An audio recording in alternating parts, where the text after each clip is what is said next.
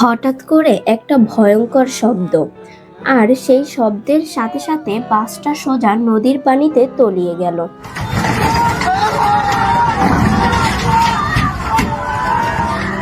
চারদিকে তখন শুধু চিৎকার, আতঙ্ক, ছুটোছুটি। কেউ নিজের জীবন বাঁচাতে লড়ছে, কেউ প্রিয়জনকে খুঁজছে। কিন্তু সেই সব কিছুর মাঝেও সবচেয়ে হৃদয় বিদারক যে দৃশ্য, একটা ছোট্ট শিশু ভেজা চোখে চারদিকে তাকিয়ে শুধু একটা কথাই বলছে, মা, মাগো তুমি কই?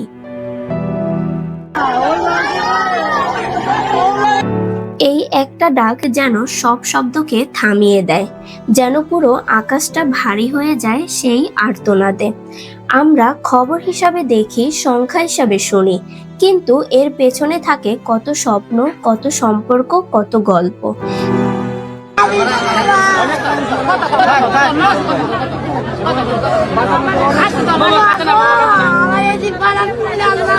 যেগুলো এক মুহূর্তেই হারিয়ে যায়। আজ দৌলদিয়ার সেই নদী শুধু পানি নয়, সেই পানির নিচে লুকিয়ে আছে অসংখ্য মানুষের না বলা কথা, অসমাপ্ত গল্প। এই ঘটনা আমাদের শুধু কাঁদায় না, আমাদের মনে করিয়ে দেয় জীবন কতটা অনিশ্চিত, আর প্রিয়জনেরা কতটা মূল্যবান।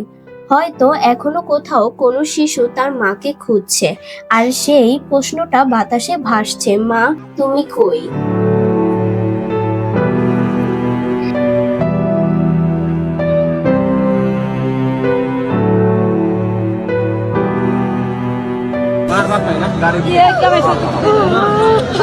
अरे और आपको मुझे